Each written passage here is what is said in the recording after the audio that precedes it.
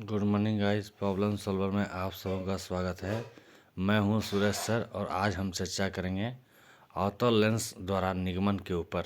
आज हम लोग जानेंगे कि एक अवतल लेंस के लिए उसकी वस्तु दूरी u, उसके प्रतिबिंब दूरी v और उसके फोकस दूरी f में क्या संबंध होता है। संबंध जो होता है वो होता है 1/v माइनस 1/u बराबर 1/f। हम लोग इसे लेंस सूत्र कहते हैं और ये पिछले वीडियो में हम लोगों ने इसे सत्यापित भी किया था। वो किसके लिए था? वो उत्तल लेंस के लिए था। आज हम लोग डिस्कस करेंगे अवतल लेंस के लिए। तो उत्तल लेंस हो या अवतल लेंस हो, दोनों के लिए लेंस सूत्र वही होता है 1/v माइनस 1/u बराबर 1/f। ओके। अवतल लेंस को हम लोग अपसारित लेंस कहते हैं क्योंकि इस लेंस में प्रकाश की किरणें जो है अपवर्तन के बाद अपसरित होकर निकल जाती है। ये मुख्य फोकस पर नहीं मिलती है। हम लोग को ये मिलती भी प्रतीत होती है, लेकिन वास्तव में वो मिलती नहीं है। तो देखिए, आकृति में एक अवतल लेंस आपको दिखाया गया है। इस आकृति में AB जो है एक वस्तु है। तो AB वस्तु की ऊंचाई है। इस वस्तु का काल्पनिक और सीधा प्रतिबिंब जो बन रहा है वो A-B- बन रहा है। तो वो वस्तु की काल्पनिक काल्पनिक ऊंचाई है या प्रतिबिंब ऊंचाई है। ओके। यहाँ पर जो है आपका जो बिंदु O है वो प्रकाशिक केंद्र है। लेंस के मध्य बिंदु, मध्य भाग को प्रकाशिक केंद्र कहते हैं। ठीक है। और यहाँ पर आपका जो F2 दिख रहा है वो आपका फोकस पॉइंट है, वो आपका फोकस बिंदु है। O से F2 की दूरी को हम लोग फोकस दूरी कहेंगे, क्योंकि मैंने बताया था कि केंद्र से, प्रकाशिक केंद्र से फोकस बिंदु की दूरी को फोकस दूरी कहते हैं। उसी तरह O से B क्या है? वस्तु की स्थिति को बताया जा रहा है। तो OB यहाँ पर क्या हो जाएगा? OB यहाँ पे वस्तु दूरी हो जाएगा। ठीक है। OB यहाँ पर वस्तु दूरी हो जाएगा। OF2 यहाँ पर फोकस दूरी हो जाएगा। और OB जो है वो देखिए A-B- के प्रतिबिंब की स्थिति को बता रहा है। तो A-B- में B- जगह पर हमारा प्रतिबिंब बन रहा है। तो प्रतिबिंब जो है यहाँ पे प्रतिबिंब सीधा बन रहा है और O से B- की दूरी पर है। तो OB- जो है हमारा ये प्रतिबिंब दूरी हो जाएगा। तो यहाँ पर O से B वस्तु की दूरी है, इसे हम लोग U से इंडिकेट करेंगे। O से F2 फोकस दूरी है, इसे F से इंडिकेट करेंगे। और O से B- जो है हमारा, O से जो B- है ये हमारा प्रतिबिंब दूरी है, इसे हम V से इंडिकेट करेंगे। ओके। चलिए, अब प्रूफ करने के पहले हम लोग किरण आरेख को समझ लेते हैं। ओके। UV-F में रिलेशन जानने के पहले हम लोग किरण आरेख को समझ लेते हैं। आपको एग्जाम में जो क्वेश्चन पूछा जा सकता है वो ये पूछा जा सकता है कि एक अवतल लेंस में वस्तु दूरी, प्रतिबिंब दूरी और फोकस दूरी में क्या संबंध होता है। या फिर आपको पूछा जा सकता है कि अवतल लेंस में लेंस सूत्र को स्थापित करके दिखाएं, मीन्स 1/v माइनस 1/u बराबर 1/f। या फिर आपको बोला जा सकता है कि आप सारी लेंस के लिए लेंस सूत्र को प्राप्त करें। ओके। तो चलिए हम लोग स्टार्ट करते हैं, वीडियो को आगे ले चलते हैं। बेसिक चीज़ यहाँ पे मैं समझा दिया कॉन्सेप्ट।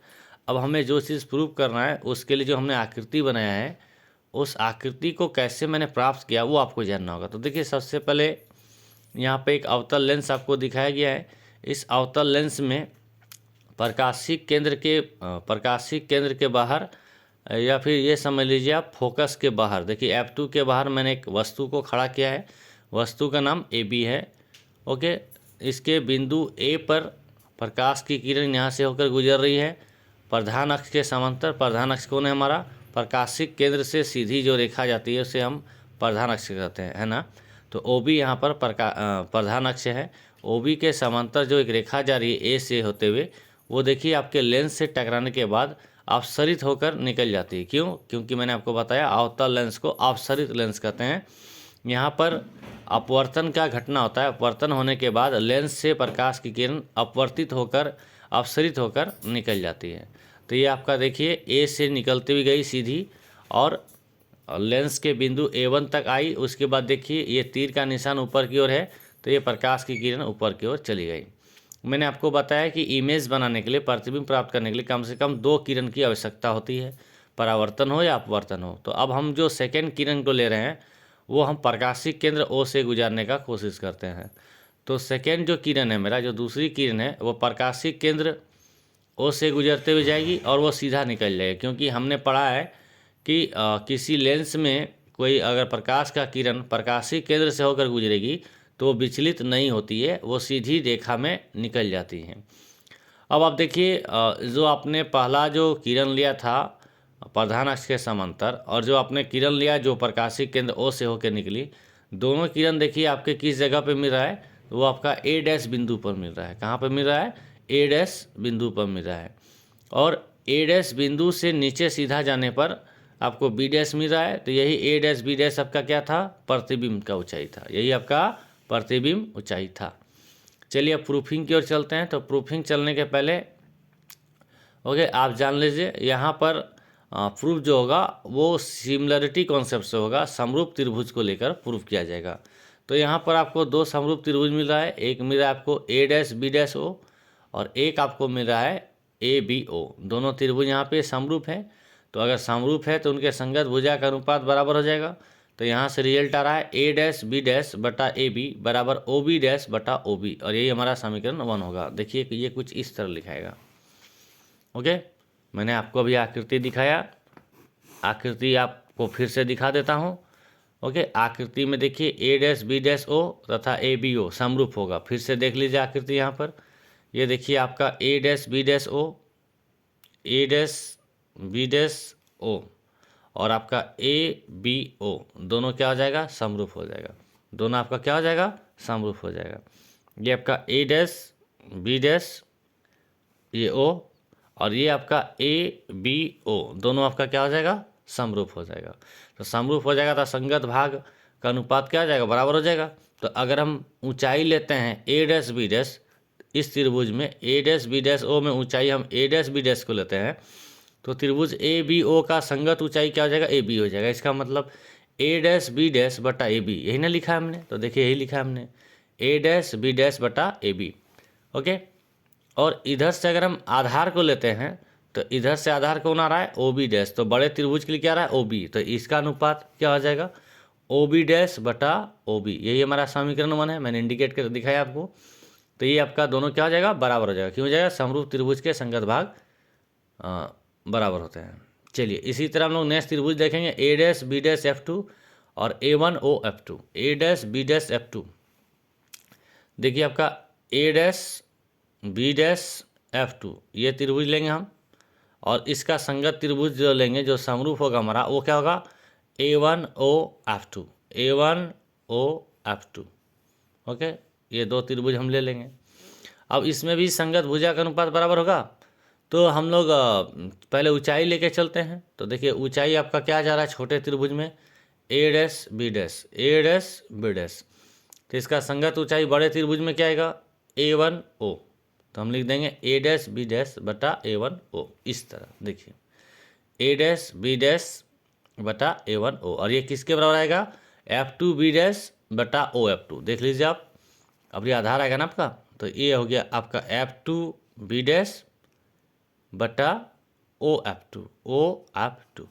ये दोनों आपका क्या हो जाएगा? बराबर हो जाएगा। अब आप एक चीज़ ध्यान दीजिए कि मैंने आपको बताया था कि कोई भी दूरी को प्रकाशिक केंद्र ओ से नापते हैं। ठीक है, तो ए dash B dash, okay, A dash B dash बटा ए वन हो, ये तो आपका प्रतिबिंब ऊंचाई और वस्तु ऊंचाई है। ठीक है, और आपका एफ टू बी डैश जो लिखा हो गया है, एफ टू बी डैश, ये देखिए एफ टू बी डैश, यहाँ पे आपका जो एफ टू बी डैश है, यहाँ पर तो प्रकाशिक केंद्र ओ नहीं आ रहा है, तो मुझे इसके रेस्पेक्ट में लिखना होगा। तो ये कैसे लिखाएगा? ओ से एफ टू ले लीजिए आप, जैसे पहले करता था, ओ से एफ टू ले लीजिए और इसमें से आप ओ बी डैश को हटा दीजिए, ओ बी डैश को हटा दीजिए। तो आपको क्या रिजल्ट मिल जाएगा? F two B dash. आपको क्या मिल जाएगा? F two B dash. तो आप इसको यहाँ पे लिख दीजिए इसी तरह। ओके, आप अवतल लेंस का आकृति से एक चीज़ प्राप्त कर लिए हैं क्या, कि ए डैश बी डैश बटा जो ए बी होगा, okay, A dash B dash बटा जो ए बी होगा वो आपका O F two minus O B dash बटा ओ टू बराबर होगा। ओके, ओ एफ टू को आप ओ एफ टू ही लिख दीजिएगा क्योंकि OF2 में O मौजूद है, O प्रकाशिक केंद्र होता है, लेकिन F2B डैश में O मौजूद नहीं है, इसलिए इसको O के रेस्पेक्ट में लिखने के लिए हमें लिखना होगा OF2 माइनस OB डैश। और आपका जो समीकरण 1 है, देखिए इसमें ऑटोमेटिक OB डैश बटा OB है, मतलब मुझे कोई भी रिजल्ट लाना हो मुझे O लेना होगा, तो O को लेने के लिए मैंने F2B डैश को लिख दिया OF2 माइनस OB डैश। अब आपकी आकृति का कोई काम नहीं है, अब आपको जस्ट कैलकुलेशन पार्ट को देखना है। तो देखिए समीकरण 1 और 2 से आपका क्या रिजल्ट आ रहा है, समीकरण 1 और 2 से रिजल्ट आ रहा है OB डैश बटा OB बराबर आ जा रहा है आपका OF2 माइनस OB डैश बटा OF2, यही ना आ रहा है। देख लीजिए आप, समीकरण 1 और 2 का बायां पक्ष बराबर है, इसलिए दायां पक्ष ऑटोमेटिक बराबर हो जाएगा। तो OB डैश बटा OB बराबर हो जाएगा OF2 माइनस OB डैश बटा OF2। अब आपको यहाँ पे चिन्ह परिपाटी का इस्तेमाल करना है, चिन्ह परिपाटी, साइन कन्वेंशन आपको यहाँ पर यूज करना है। ओके, तो साइन कन्वेंशन क्या कहता है, लेंस के बाईं ओर की जो भी दूरी होगी सारी ऋणात्मक होगी। तो आपके लेंस में वस्तु को देखिए हमने क्या रखा था, बायां साइड, इसलिए वस्तु दूरी नेगेटिव हो जाएगी। प्रतिबिंब भी बायां साइड बन रहा है प्रकाशिक केंद्र के, ये भी नेगेटिव हो जाएगा। और आपका फोकस भी बायां साइड ही गिर रहा है, तो ये भी आपका नेगेटिव हो जाएगा। तो आप एक बार पिक्चर को देख लीजिए फिर से, आकृति को देखिए। यहाँ पर आपका OB ये क्या था, वस्तु दूरी बायां साइड बन रहा है ना, O से बायां साइड जा रहा है, माइनस U हो जाएगा। आपका OB डैश प्रतिबिंब दूरी है, ये भी माइनस हो जाएगा, बायां साइड बन रहा है। और आपका फोकस दूरी है OF2, ये भी बायां साइड जा रहा है, ये भी माइनस हो जाएगा। आइए फिर से कैलकुलेशन पार्ट में। तो समीकरण 3 में ये आप चिन्ह परिपाटी का इस्तेमाल कर दीजिए। तो OB डैश के जगह बैठा दीजिए आप क्या, -V, OB के जगह में -U, OF2 के जगह में -F, और बस अब इसको सॉल्व कीजिए आप। तो -V/U बराबर आ जा रहा है -F। ओके, माइनस OB के लिए OB डैश के लिए -V, OF2 -F। देखिए -V/-U माइनस माइनस कट गया, तो V/U बराबर क्या आ गया, -V प्लस F बटा -F, ये आ रहा है आपका। चलिए इसको आप कैलकुलेशन करना है आपको, तो तिरछा गुना कर लीजिए आप, वज्र गुणन। तो V गुना -F ये हो जाएगा -VF। देखिए आप -V गुना F -VF, आपको दायां साइड मैंने लिख के दिखाया है, -V गुना F -VF। और इधर देखिए लेफ्ट हैंड साइड पार्ट का कैलकुलेशन। ओके, U गुना -F तो -FU, और U गुना V प्लस UV तो -FU प्लस UV। तो देखिए यहाँ पे आपका आया हुआ है -UF प्लस UV बराबर -VF। अब आप क्या कीजिए, आप दोनों आप UV को रहने दीजिए। ओके, UV को रहने दीजिए, आप -UF को दायां साइड ले जाए, तो रिजल्ट क्या आएगा आपका UF माइनस VF। तो UF माइनस VF क्या आ जाएगा, UV। अब दोनों पक्षों को या दोनों तरफ UVF से भाग दे दीजिए, जो मैं पहले भी करता था। ठीक है, डायरेक्ट लिख दिया हूँ, हो सके आपको दिक्कत होगा तो मैं आपको करके दिखा देता हूँ। देखिए यहाँ पे आपका UF लिखा हुआ है ना, मैं अपने मन से यहाँ पे UVF लिख देता हूँ, UVF, इसी से मैं डिवाइड कर रहा हूँ। नेक्स्ट हमने क्या लिखा है -VF, तो नेक्स्ट मैं लिखूँगा -VF, और डिवाइड किससे करना है, UVF, ये बराबर आ जाएगा। नेक्स्ट मैंने क्या लिखा था UV, तो UV लिख दीजिए आप, और डिवाइड किससे कर रहा हूँ, UVF। अब आप गौर से देखिए समीकरण का बायां साइड में लिखा हुआ UF बटा UVF, तो UF कट जाएगा, तो रिजल्ट क्या आएगा 1/V। देखिए यही आया है यहाँ पे 1/V। नेक्स्ट आपका देखिए सेकेंड पार्ट VF बटा UVF, तो VF कट जाएगा, -1/U, तो -1/U, और बराबर UV बटा UVF, तो UV कट जाएगा 1/F। तो यहाँ से आपका एक रिलेशन UVF के बीच में आया 1/V माइनस 1/U बराबर 1/F। तो ये था लेंस सूत्र। अवतल लेंस के लिए मैंने इसे सत्यापित करके दिखाया, और या फिर समझ लीजिए UVF में रिलेशन आपको निकाल के दिखाया। तो उम्मीद करता हूँ वीडियो आपको अच्छा लगा होगा। तो आज का वीडियो मेरा यहाँ पर समाप्त होता है। आज की सेवा यहीं तक। अगर आपको हमारा वीडियो अच्छा लगा, हमारा पढ़ाने का अंदाज़ अच्छा लगा, तो प्लीज़ आप हमारे YouTube चैनल प्रॉब्लम सॉल्वर को ज़रूर सब्सक्राइब कीजिएगा, अपने साथियों के बीच शेयर कीजिएगा, लाइक कीजिएगा, कमेंट कीजिएगा, और फिर मिलेंगे हम लोग अगले वीडियो में नए उत्साह नए उमंग के साथ। तब तक के लिए बाय बाय, टेक केयर।